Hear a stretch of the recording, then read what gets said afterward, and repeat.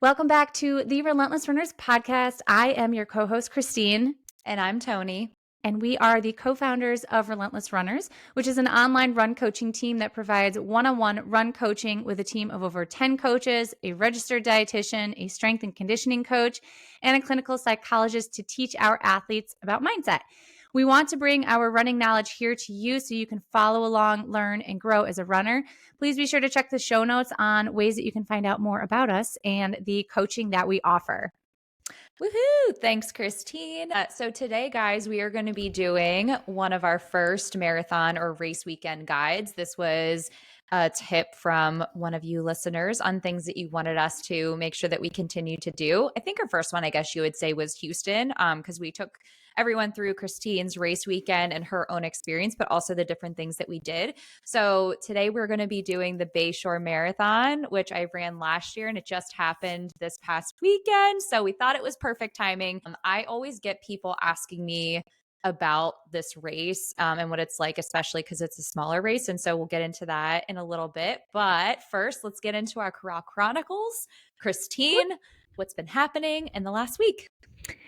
So training has been going really well. I've been about 32 miles last week. I'll be about 33 or 4 or something this week. Things have been going really good. Like my workouts have been going good. My long run this past weekend went really well. I had a progression long run workout and it was really good. My husband brought the kids out and met me. I think I was like towards the end of the run. I think I'm like totally blanking on what I did. I did 11 miles and they met me. I even remember. Oh my God. Never mind. I was like, I remember your workout. The workout was a good progression run. Yeah. It was like every 2 miles warm up and then 2 miles. And then like every 2 miles I had to like progress by like 10 seconds per mile. And it went really well. I felt really strong. I felt really good. I love progression runs, honestly. I think they're a really great way to kind of simulate race day. And I love progression runs when you're getting down to like your half marathon pace and just kind of like finishing those really strong. So that went really well. The kids came out on their bikes. Bobby pulled the trailer with Charlie in it on the bike. So they were kind of like chasing me down, and Carter kept like talking to me because he was like, of course he had to be in front of me because the kid cannot be second place literally ever. So he's like charging in front of me. And he's like talking to me and I'm like in a good working effort at that point. And I was just like, turn left, turn right. Like, I'm like, that's all I can say at this point. And he's like asking questions and Bobby picked up on it. And he was just like, stop talking to her. She's trying to run. That's so funny. so no, it was good.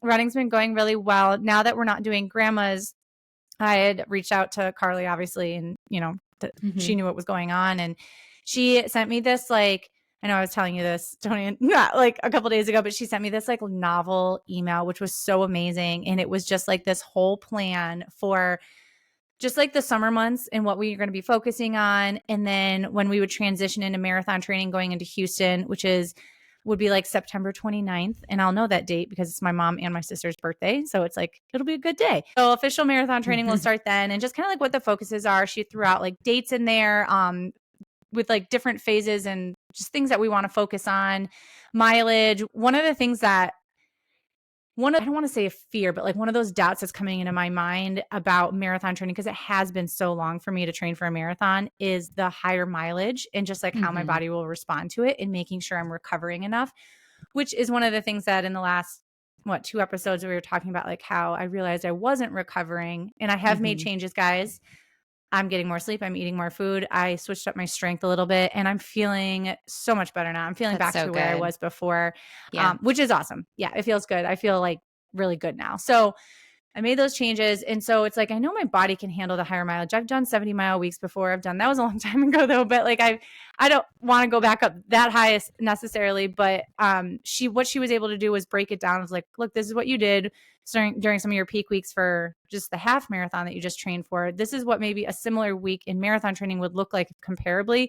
And she was able to like show them side by side of like, it wasn't like crazy different. And it was like, maybe some like filler miles into some of those easy days and like beef up the long run. But I was like, oh, that's like really helpful to see that it's not as intimidating as I'm like, I don't know, like doctoring it up in my head for some reason. So So that was really helpful. And she's like, I hope this isn't like overwhelming or like too much. And I was like, no, this email, like as much information as is in here, this email gave me a calm and like a sense of confidence about going into a marathon cycle after 9 years of not doing one.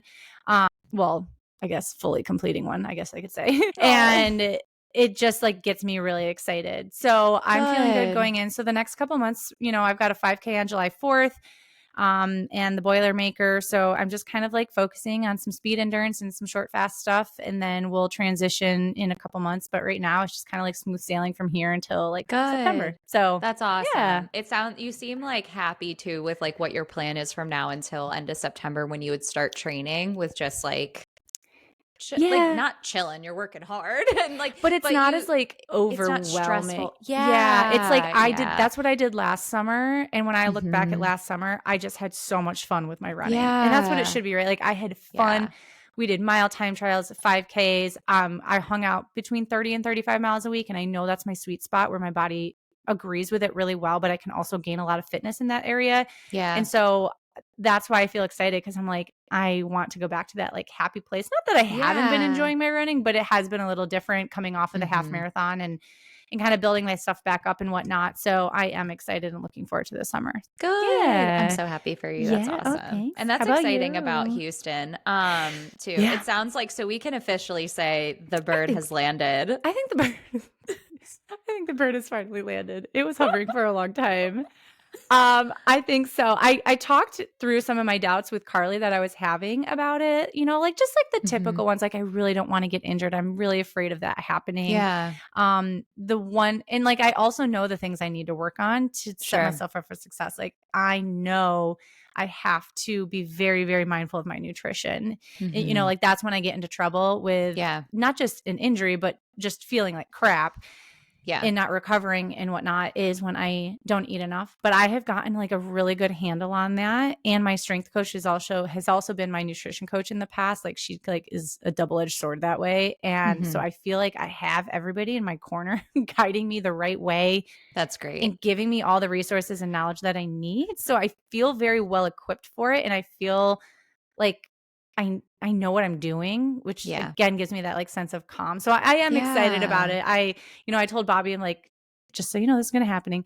I am going to have to kind of work around, you know, it's a new school year and I know that brings new challenges and sickness during that time of year. And then you've got the holidays, which I did not have a problem training during the holidays last year, but football season is going to be a lot more time consuming this year than it was last year. And so I'm still playing around with that idea that you gave me about doing my long run on Fridays instead of Saturdays. Yeah. So that might be something that I do. So we'll see how that goes. But, we'll figure it out. We'll make it work. I'm excited for it either way. So yay. It'll be awesome. Woohoo.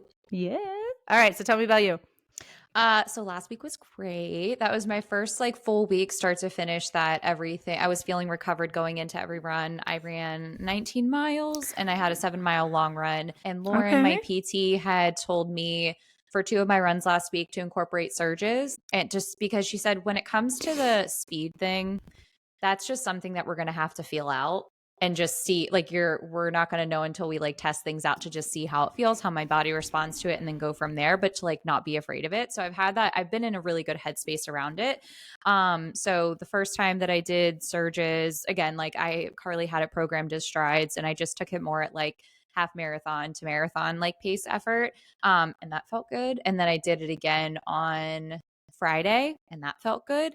So yesterday I did strides at like a quicker effort, still not at the like, I don't worry about pace, but just like knowing like when I look back at like my pace. Yeah, I know what I normally do. So I would say it was still like, it was more like 5K like pace, I guess you would say. And everything felt like fine during. I did notice a little bit of aching like when I woke up this morning, but it's not bad at all. Like it's not, I don't say that and I'm like, oh no, notice aching, shit.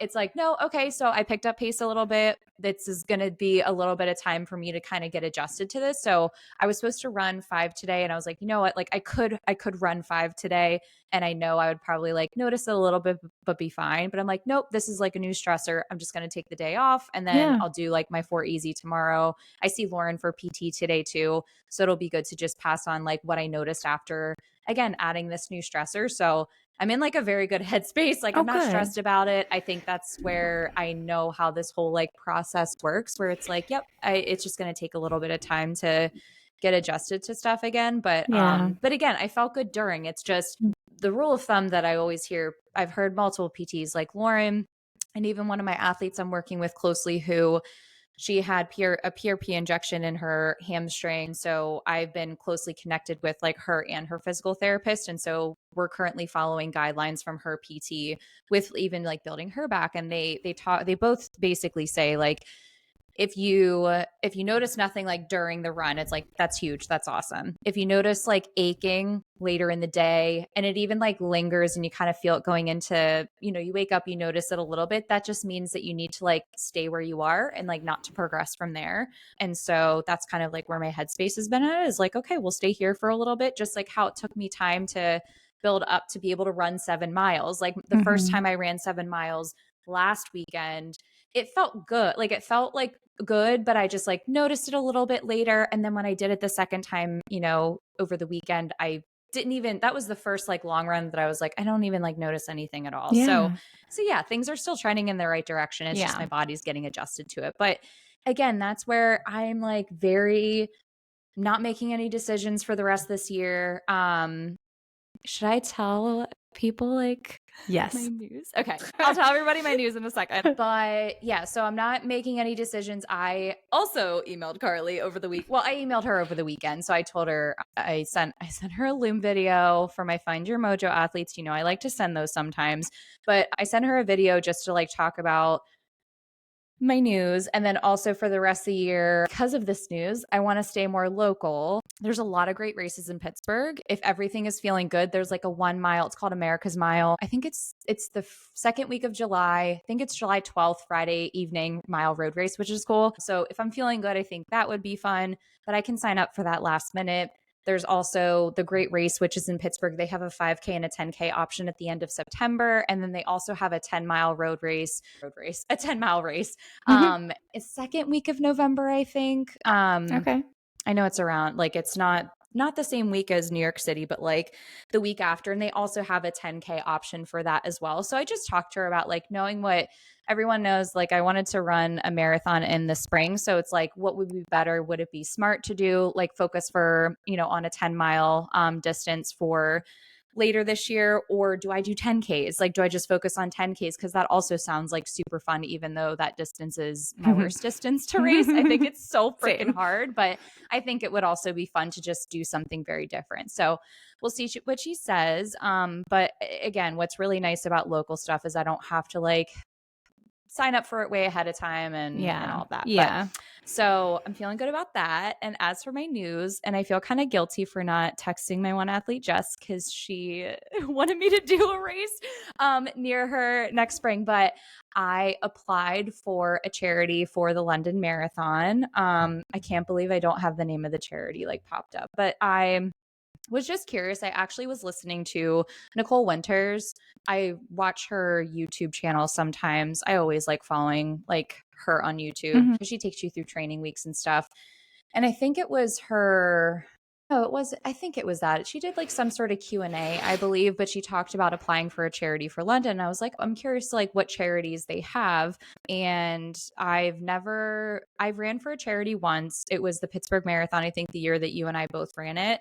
But it was just because like I had no like connection to it or emotional attachment to it. So I was just reading through and there was this one that stood out, and I feel bad for not knowing it, but I'm not going to like waste time looking it up. I'll share it with everyone once I get everything like set up on my end too. But there's one that stood out that really kind of like hit home for me, but it supports like kids who have experienced child abuse, every form of child abuse that you can think of.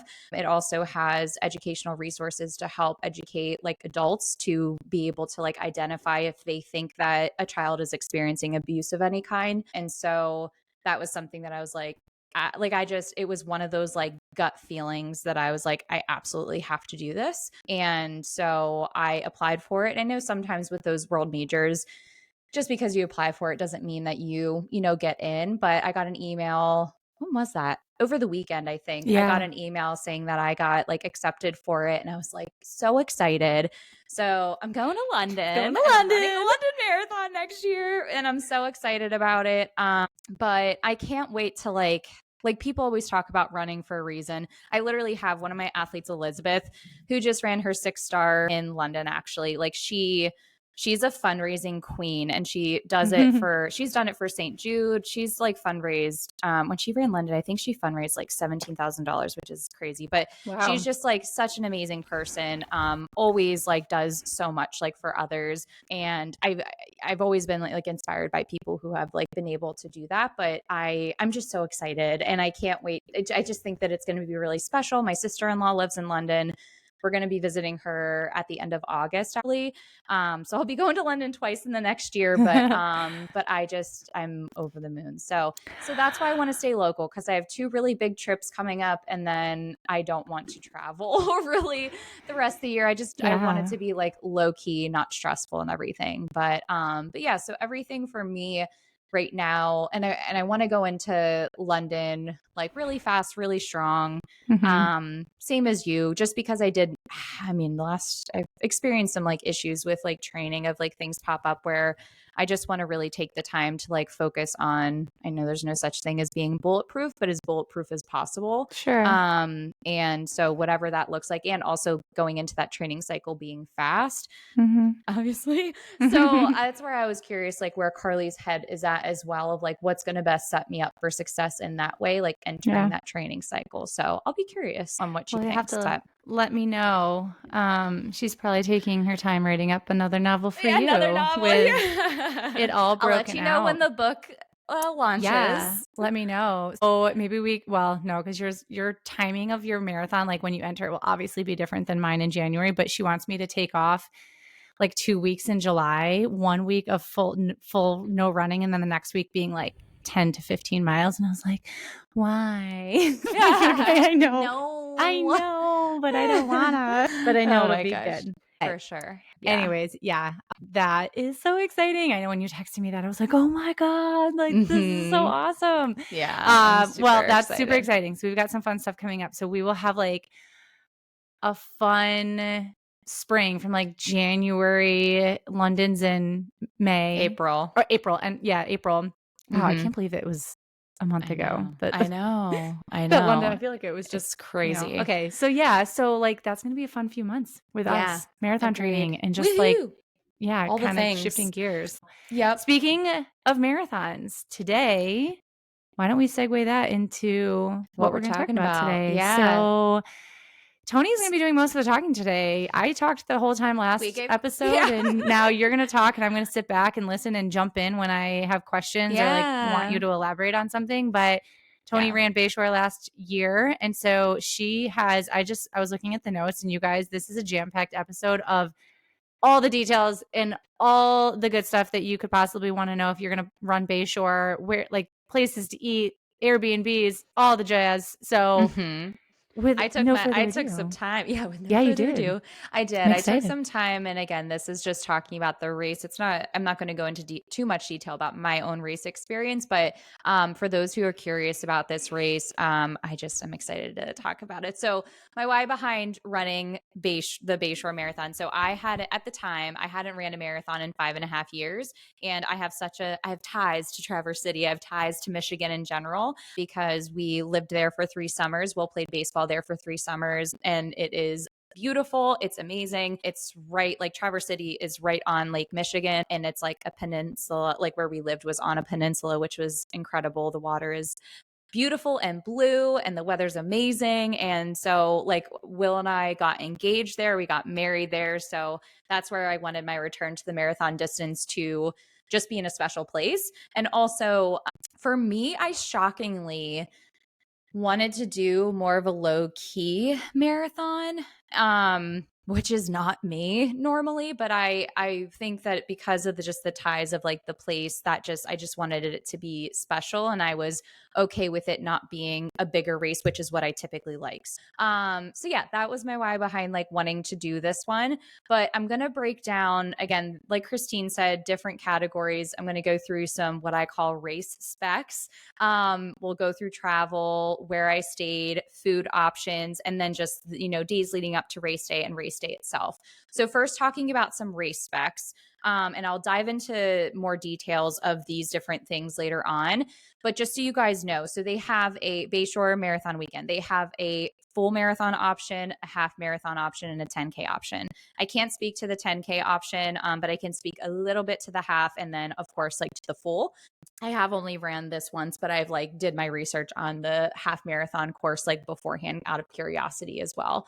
So it is a late May race. So it just happened this past weekend. It's usually over Memorial Day weekend, and it also always falls on a Saturday. The marathon route, the type of route is an out and back. So again, this race is actually on a peninsula. So you're on one side of the peninsula, you stay on the same road basically like the entire time. Where you like come out, there's a turnaround for the marathon, and you work your way back. And again, I'm going to talk a little bit about what that experience was like, because this was my first time doing an out and back race, like distance race. I've done like 5Ks before in Pittsburgh where you loop back a little bit, you see people running by, but I was a little unsure of what this experience would be like. So I'm excited to talk about that. And then in terms of elevation, which I know everybody wants to know about, it is a very flat course. So there's 329 feet of elevation gain, like total gain in a marathon. And for reference, I know a lot of people are very familiar with the Chicago Marathon. That one is 243 feet of gain. So if you have ran Chicago before, or just know like, dang, Chicago's like hella flat, this race is going to be hella flat as well. And then in terms of size, it is on the smaller side, not so small where it's just a couple hundred people. There's 5,000 people between the half and the full marathoners. So for the half marathoners, there's 3,500 people who are running. And then for the full marathoners, there's 1,600. And again, on the back, like whenever you turn around at the 13.1 mark, for the marathon, the half marathoners are like filtered in at that point, which is like kind of cool. And then the other thing that everyone always cares about too, the weather. So average temperature when you're at the race start is usually in the 50s. The year that I ran it, I know that it was high 70 or low 70s for the day, and then it was like mid 50s whenever I was running it. So of course, like again, we'll talk about weather in a little bit. There's always a gamble with running like a late spring race, but with where you're at, it tends to not get like so hot in Traverse City, Michigan. So that's like the bonus. But Christine, out of like the race specs, what would you say, what's like your number one thing that you think about whenever you're looking at like goal races? Is there one that you're like, this is a make or break for me? Elevation. I mean, if it's a goal race and I'm trying to like go for a PR, go all out, I'm going to find a course that is flat. Yeah. Time of year, I'd say would maybe be like the next like runner up for that, of like what season I want to train through. But elevation is definitely number one. For the half marathons, I don't care what size it is, but for the full marathon, like I want there to be some sort of crowd. And that was something I know we talked about with Houston, was that it's like a decent size race. And I was like, I feel like I'm just, because I haven't done the marathon in so long, that I'm going to want to have like totally just that vibe and that energy. So I was actually going to, I would say those are like the three things. But I was going to ask you, so the full marathon, if it's a peninsula, do you start on like more like the mainland area, you go out to the tip of the peninsula and back, and that the tip is where the half marathoners come in? No, so the peninsula is like huge. I think it's, I don't know how many miles, but I even think where we lived, we lived kind of at the base of the peninsula.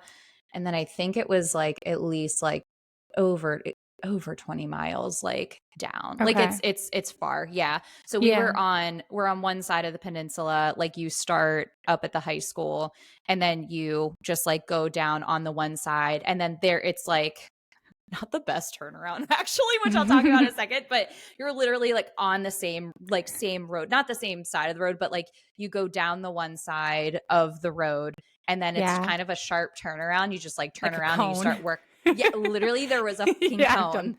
I've done there that was before. A cone. Yeah. I did that in a 5K like, one time. I was like, oh my God, don't fall, don't fall, don't fall, yeah. don't fall. I think that was like my least favorite part of this race where I'm like, really, man? And I know it's the amazing race. So I still like love it. And I feel guilty for saying that. But yeah, it just wasn't like the best turnaround. And then the half marathoners start like more in the middle of the peninsula. So we stay on one side. They start in the middle, I believe. And then they like come over and down and they're on like the returning, like the side that you turn around and you work your way back. So like they're filtered in. So you're all finishing together. Yeah. Okay. So we're all finishing. Yep. Makes sense. But moving on to travel. So there's some things I have like learnings from a few things. So I flew in, it's a Saturday race. Like I said, I flew in very early on Thursday. It was a 6 a.m. flight. It was nice because my mom came with me that weekend. My husband was playing baseball. I'm not going to ask him to leave to watch my marathon. That's like not a thing that happens. Actually, some people may not know that. Like they can't really leave unless it's like emergency and stuff. If you have like a kid or something like that, that's one thing, but not to watch their wife run a marathon when he's already watched plenty. But my mom came with me and it was nice because we made it a girls' weekend. We had the same connecting flight getting in, but I would have flown later on Thursday. Thursday's still like a great day to fly in, but I was so freaking exhausted when I got in. And the reason why is because and it's just a me thing, like when I have an early flight, obviously it's like you have to get there a couple hours early or depending on the size of the airport, but an hour and a half, 2 hours early. So I was like getting up at like 3 something, I think. I can't like fall asleep like early to have like a full night's sleep before waking up at that time. Like I've tried it. I did try it and I was like, I just couldn't fall asleep. So when I got in, and I'll talk about like where I like flew into, I just like I was exhausted by the time we got into flew in, got to our Airbnb, and I had to like take a nap and everything like that. And it kind of like changed like my original plans for like the upcoming days. Have you ever experienced that? Like, what is it for you when I feel like, not to be like moms, but like I feel like you parents are used to getting up like so early where it wouldn't affect you as hard. But like I like struggled like so hardcore so with you such had to an early wake flight. Up at 3? Yeah.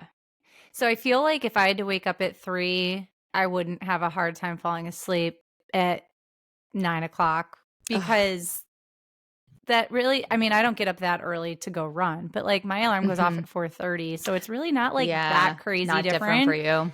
So for me, I don't think it would have really affected me as much. And then the same, like you get woken up with kids and then your body learns to just go right back to bed because it knows it needs it. So personally, I don't know if I'm sure it would have sucked. Like you get tired. It's 3 o'clock in the morning, no matter what. But yeah, I'm trying to think. Like I don't think I've really had to. I mean, I've had to get up early for flights like that before, but not before a big race, though. Just because obviously sleep is so important going into like a race weekend. Anyway, so were you able to take a nap and just kind of like recover from that a little bit? Yeah. Though? So, and I'll get to that in a second, but yeah, I was able to like rally and nap and then like go grocery shopping and stuff. But yeah, I just like struggled like big time. But I flew into Cherry Capital Airport, which is the Traverse City Airport.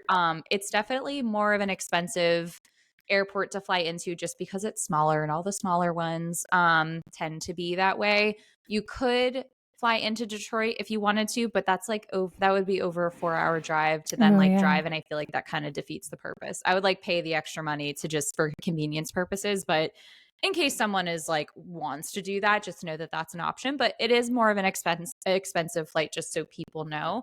I ended up renting a car. There are Ubers in Traverse City. So, you don't have to rent a car. You absolutely don't have to. But I got an Airbnb because I wanted to cook and I wanted to be able to like get my food the days leading up to it. Like I was doing a full grocery shop, and for me, like I just wanted, I'm familiar with Traverse City, obviously, so I know where everything is, but I just wanted to be able to like go about, get everything that I needed and not have to worry about, I don't know, like forgetting anything. And what if there was an issue with the Uber, like for the days leading up to race day and race day? So I was like, I'm just going to get one and not worry about it. And plus, like the grocery store that I used and the start line I knew was going to be about 10 minutes away from our Airbnb. So again, for convenience purposes, it just made sense for me. But, it's not a city race. So that was like the last thing too of why I wanted to rent a car where, when we were in Houston, even it's like we could DoorDash bread if we needed to, which we did. which we did. We could like walk to get coffee. Like everything is like so convenient. And even when I've done like Chicago and stuff, like everything is right there. There's no need for a car or anything like that. But with this, it's not like a big city where you have easy access to everything. But yeah, that was a little bit of like flying in, what my experience was like, and everything too, and deciding to like rent a car. But again, so they didn't used to have Ubers when I lived in Traverse City. And that was something in the last few years that they now have them there, and taxis and stuff like that too. But yeah, just so you know that that's an option. But with the Airbnb, first, Christine, do you always do like a hotel, or have you done an Airbnb for a race before? I mean, I don't really do a lot of travel races, so I don't have like a whole lot of stories like that to pull from. But when it comes to just travel in general, I'm always trying to find an Airbnb over a hotel. I definitely prefer Airbnbs for like what you're going to talk about with like being able to cook and just like having more of that homey feeling as opposed to being in a hotel. And then you take the chances of just like people always slamming doors and waking you up, which I have had some like rotten experiences with all the travel that I've done. And, and so, yeah, I would definitely opt for an Airbnb if the option's available. Yeah, for sure. But not the one that we stayed in Boston. Yeah, not that one. Never again. Staying in downtown Boston. Do not stay there. Without air conditioning. Oh my God, that was just my nightmare. But anyways, this Airbnb was great. I kind of want to find it to like add it to the show notes in case anybody wants to stay there. But the reason why I stayed in an Airbnb again was exactly what Christine said. Like, I just wanted it to be comfortable. My mom and I were also doing a long weekend. So it was like a girls' weekend, and I wanted us to, I don't know, just be able to like have our space and stuff. And I wanted to cook my own food. So at the time, I had a gluten intolerance. And so I didn't want to worry about having any issues leading up to my first marathon in 5.5 years. So I had my whole plan of like, we were going to eat out while we were there, but saving that for after the race. Really, we ate out like the day we got in and stuff. But like, my meal for the night before, and especially with all the carb loading and stuff I was doing, I just wanted to be able to have everything that I needed. But mostly it had to do with like the gluten intolerance and like, because there's so many good places to eat in Traverse City, but I just didn't want to worry about any issues. So knowing that I was cooking, we found one that was right on East Front Street, which is like the main strip in Traverse City with like all the shops and restaurants. We were literally across the street from the running store, the Traverse City is that the Traverse City Travel Club? But that was also like really nice. But it was great because we were in walking distance of literally everything. And even like the path, like right across the street from where we were, there was the running path right along the water, the beach, like there's like a beach that's there, which is really nice too. And it was just like so perfect and like really pretty and stuff too. So it was very convenient for multiple reasons. Again, I can try to find the location. It was a 2-bedroom. So it was like a small apartment, 2-bedroom, had like a nice sized kitchen, a little living room area. The floors were heated, which I didn't know until we got there. I was like, okay. And it was chilly. It was a little chilly when we got there too. Like that weekend was just like colder. Because what I will say about Michigan is like there's been times where we have gone up there for baseball season and it's May and it's flurrying. So like you never know what you're going to get weather-wise, which is crazy. But yeah, he had heated floors. So I was like nice and like cozy and snuggly while we were there. But yeah, the place was like really cute and a really good spot. So I would say a lot of the there are hotels there too. I would say the price between the Airbnb and the hotel was probably similar. I think hotels could be a little bit more expensive than the Airbnb that we were at. But there's all hotels like right around there, like down the street a little bit. Some are like more lavish than others, but they do have just traditional like Holiday Inns and everything like that as well.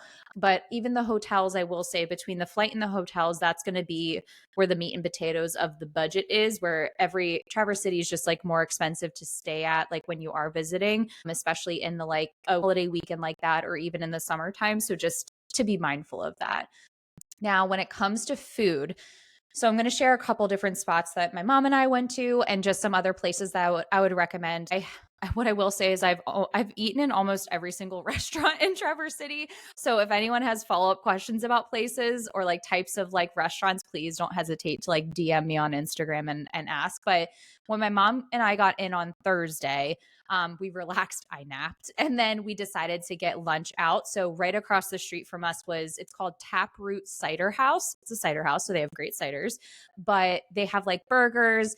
For anyone who does have a gluten allergy, they have gluten-free options. I got a gluten-free bun. They have gluten-free bread, and everything is like super good. So that was where we went on Thursday. I then, like I had mentioned before, I wanted to do a full grocery haul to get everything that I needed.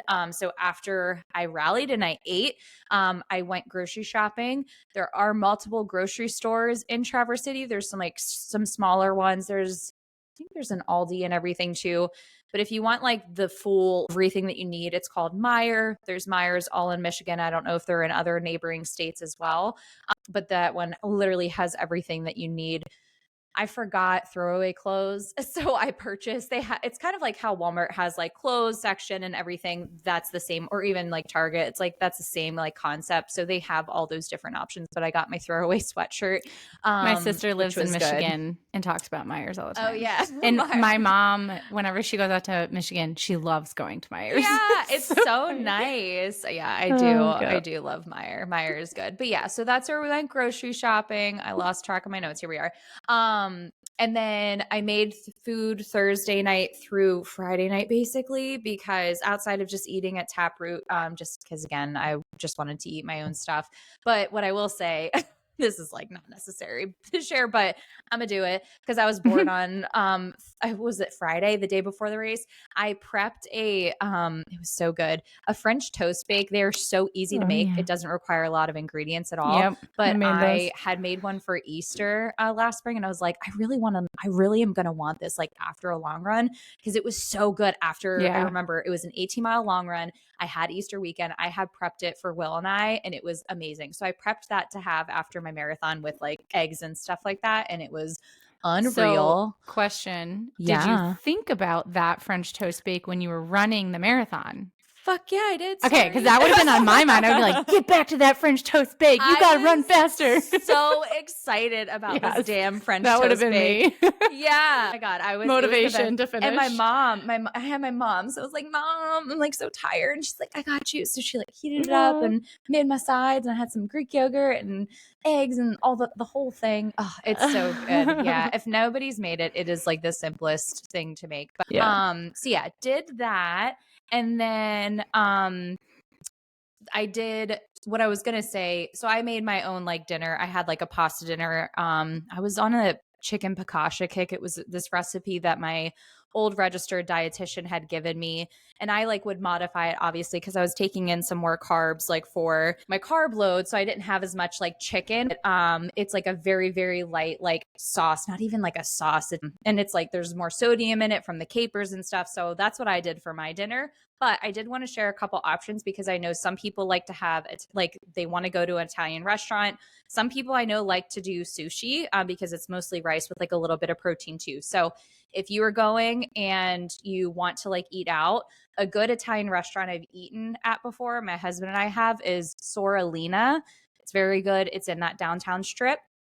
And then if you like sushi, there's two sushi places that are very good there too. One is called Firefly and the other one is called Red Ginger. Red Ginger is a little bit pricier, but it's still a nice restaurant on the main strip on East Front Street. And then Firefly is on it's like right off of East Front Street on one of those like side streets. That's also very delicious. Christine, what do you normally eat for your night before race? Spaghetti with meat sauce usually. Yeah. I usually make it here every Friday night too. And it's funny because like pasta and meatballs is like one of the easiest meals you can make kids, right? Yeah. So, you know, we've had our fair share of pasta and meatballs. And so Bobby starts to get sick of it. And so I was kind of getting away from it ever since Houston was done. I was like, okay, we don't need to do Friday pasta nights anymore. We can do something else. Yeah. And so just recently, now that like, you know, my runs are double digit and I'm like building my mileage back up, I have brought them back.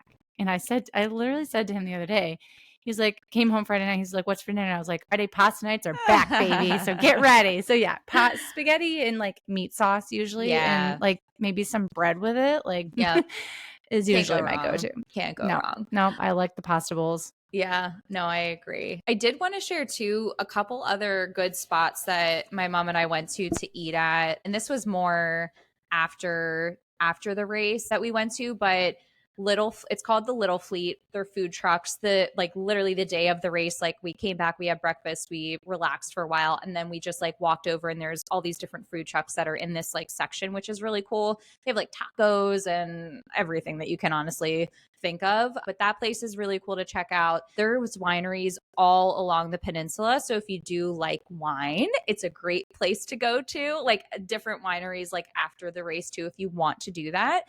My favorite winery that we went to is called Chateau Chantel Winery. It's so pretty because it overlooks both sides of the peninsula, so you're up really high in the middle of the peninsula, and then you can overlook both sides, which is really cool. And they have like snacks and wine and all of that stuff. I wouldn't like anticipate going there for like a meal, but that place is also like a favorite spot of mine. And then we actually bought a bottle of wine and then got pizza from Taproot. I think it was that night, like the night of the race, or even it could have been the day after because we were just so wiped out and tired. But we bought a bottle of wine from Chateau Chantel.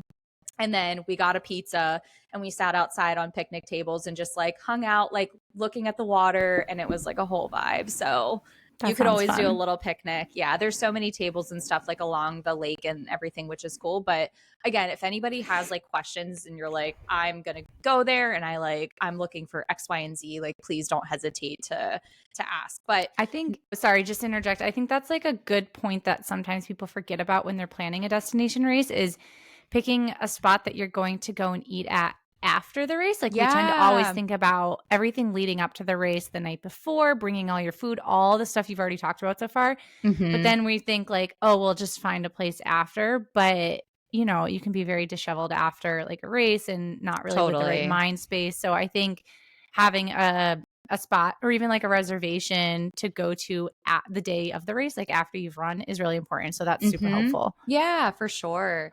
But now getting into the race itself, or the days leading up to the race and more the running side of things, I guess I should say. So for Thursday and Friday, the 2 days leading up to the race, it's really cool that Bayshore does this every year, but they always have a big time podcaster that does a live event. Typically this is on Thursday. Again, this is the one that I was salty about with my flight and being so tired because I was just too exhausted to be able to go. The last year they had Allie on the run and Emma Bates was there. So she was like the guest for the live show. This year it was Lindsay Hine and they had Des Linden there. And Des like normally pops up Bayshore weekend because she lives in the neighboring town called Charlevoix, which is about like 45-ish minutes away. But she's usually there, and she was even handing out medals to people. I was a little low-key jealous, but it's okay. Emma Bates like sent us off like for our like the start of our race, which was like really cool. And then usually, so that's Thursday. They normally do something like that Thursday. And then they usually also do a shakeout run Friday. So whoever the visiting elite runner is, that is the person that typically leads the shakeout run. So I saw like one of my athletes, I think it was Sabrina. She's from Traverse City, but she was doing the half for fun. And I saw somebody else who also joined, Des Linden, did like the shakeout run this year, which is really cool. But I ended up, again, because of I wanted to really prioritize my sleep since my sleep Wednesday night wasn't the greatest. I really wanted to make sure that I got like the highest quality sleep Thursday night. It was 2 nights like before my race. So I opted to not go. Like I let myself just like wake up when I woke up. I didn't want to like wake up and then, you know, if I needed extra sleep, I didn't want to worry about that. So I just did my shakeout run on the riverfront or on the lake path, which was really nice. Not a bad view at all. And again, if I did things differently, I would go to a later flight so I could go to the shakeout run with Emma Bates and Des Linden, but it's okay. But that's Thursday/Friday. And then also the expo is normally on Friday. I can't remember if I think that they don't have it open on Thursday. I remember a couple years ago, and they changed this last year, but 2 years ago, I think that they just had the expo like Friday evening, which is like so crazy because you're thinking people who are eating their pre-race like dinner around that time. Yeah. Like it's just so stressful, especially for half or full marathoners, especially the marathoners. It's like, I don't know, like I want to be chilling at that point and all of that, but they changed that. I guess enough people complained where now they have it for like essentially the entire day on Friday. So the expo is like super small, so have like low expectations, but again, it's a small race. They still had some cool like Brooks gear, which was nice at the expo. So they do have like a lot of race gear, but I was in and out like super quickly. So just so people, you know, expected that. But it was no like Chicago expo where you don't have to worry about like, oh no, you know, getting Chicago. lost. We always give this advice to our athletes. Like, if you are going to the expo, do not be out there for like hours. Like get your stuff, walk around a little bit, and then head on out. Yeah. But now for race day.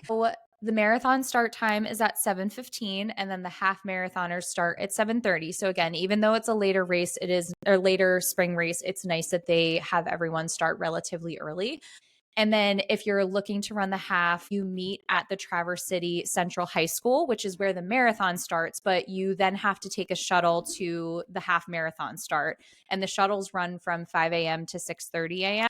Make sure you give yourself plenty of time. I know that there were some issues. I feel like any shuttle situation, you always hear there's some sort of issue, no matter if it's New York City or something smaller like this. But even again, to reference Nicole, because I watched her, she had like a Eugene Marathon YouTube video that she put up just talking about everything with Eugene. And the one thing that she talked about was she got onto her shuttle on the tail end because she didn't think that there was going to be any issues, but they ended up having to get an Uber to get to the start because it was just taking too much time. So if you're on the side of the caution for half marathoners, you know, when it comes to that too. For us, again, we had our car, which is really nice. We were about 10 minutes away. So my mom and I left my Airbnb at 6:15. So I got there at like a little bit before 6:30. And again, the race was at 7:15. The high school lots, like there are open lots where you can park at the high school. Those were full, which I already expected that to be the case, but there's so much street parking. We had no problems. So it is pretty easy to get there. And I would say that I got there later compared to some people. Like I was still kind of, I guess, like early, but with smaller races, you don't have to get there like an hour before your start time, you know, but yeah, I had no issues with finding parking at all. And then even I walked over, everything was like very chill. My mom was able to take a spectator shuttle, which this is also really cool at Bayshore does, is because again, it's an out and back course. We're on the peninsula. They have 2 shuttles for spectators. So the first spectator shuttle is for mile markers 11.3 and 14.3. And then the other spectator shuttle is for mile markers 7.4 / like 18.7. So my mom went to the second one just because I got to see her like after being in there for a little bit and then at a time that I needed her. So that was good. Oh, that's cool. So they actually shuttle them out to that spot and then they'll bring them back to the finish. Yep. Yeah. Oh, yeah, that's which so is cool. like super I nice. like that. Yeah. And it's nice too, because again, it's such a small race. Like there's people that are out there cheering for you that like live along there. And some people who come out, like when I lived there, I would spectate. So I would like drive. I lived on the other side of the peninsula and I would like drive to the different spots to like cheer for people and stuff. But it's not a lot. So those sections like on the course are really nice because it's like flooded with people like cheering for you and there's signs and all of that, which is really awesome. Did your mom like hand you a water bottle or anything? Were you like depending on her? Oh, yes. And I will get to that. Oh, okay. But yes, she was like a working woman. I love it. We practiced the day before. I gave her my backpack. Oh, yes. Okay. Whole thing. And I never do this. I never rely on people. I actually am like kind of anti that because it's like, no, you don't bank on it. But I did have a backup plan in case my mom wasn't smooth with the transition and the handoff, but she did great. So the other thing I wanted to share though is that there are pace groups for the half and full marathons, which is nice. So for the half marathon, they have pace groups from the 1:30 mark to 3 hour mark, and it's every 10 minutes. So it's like 1:30, 1:40, 1:50, and so on and so forth. For the full marathon, they have pace groups for the 3 hour marathon mark through the 5:30 marathon mark. And these are every 15 minutes, which kind of stinks just because those are such big gaps. But again, it's nice that they at least have some, and you could always like sit between, you know, groups based if you want to like follow them or be around them. Another thing that I want to note, especially because of like what we've seen happen with like the Boston Marathon and like, when people don't like people not get it doesn't like count that they've like actually finished the race because it's been after the time cutoff. So I just wanted to like bring this awareness so people know what to expect. That like broke my heart with that situation, but that's a whole other side note. But the finish line does close at 1:15 p.m., which means the time cutoff it's a 6-hour time cutoff. And that's after the last person starts. So once the last person crosses the starting line, that's where that clock starts for the time cutoff. I don't know if anybody like knows that. That seems like fast to me. I know compared to like some of the other like marathons, I've seen 7, I've seen 8. I think that I can't remember what Disney is. I know that's longer, but yeah. But I think every race is different on how they handle this, and a lot of it probably comes down to what the city allows them to do with road closures and all that sort of thing. So it's kind of like it's not just like a standard global rule that they can do. I know with some races where, it's not necessarily that the finish line closes and you're not allowed to technically be an official finisher, but the roads have to open back up. So they'll usher you off to the side. So you can still run and you can still finish and you're not cut off, but the roads do have to eventually open back up at some point. But it's the ones like that whole instance in Boston where he finished the marathon, but they said after 6 hours it's not official. Like that I don't think is okay. And I think that they should be able to finish the marathon. They should be able to have it count at the marathon. Now I think there was something, and I may just be mixing this up, but wasn't it for Boston? Was it 6 hours after the very last person finished? Yep. And no. It's the same I thought it was the first. It's after the first last wave No, after the last person starts, that's where the clock begins. And so that's where there was a woman who commented and she said like it was her and a couple other people, like what they do, which I think this is actually really cool. Like they're always the last people to start and they walk. So they like take their time, like they try to like slow it down or something like that. So that way, wait, that doesn't make sense. That doesn't make sense because the clock starts, it's not 6 hours.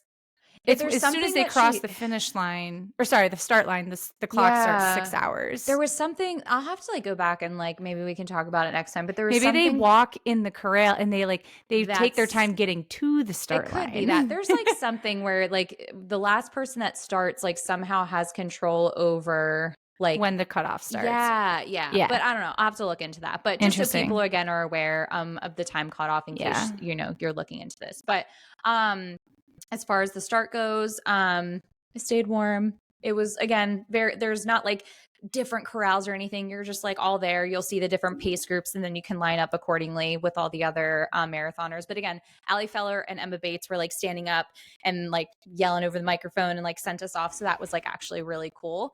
And then for the course itself, again, it's on the one side of the peninsula and it's an out and back. Sorry, I like clicked and my notes like went away. But it's along Lake Michigan. The views are like seriously unbelievable. And I even saw people who ran it for the first time this year that were just like speaking to the views in general. So even though it's not a big race, like you are like, it's unbelievable. And then again, the people who live along the streets are always out cheering, which is really nice. Again, not like a ton of like crowd support, but in those like sections, it's really nice to be able to see all the like people who are coming to support.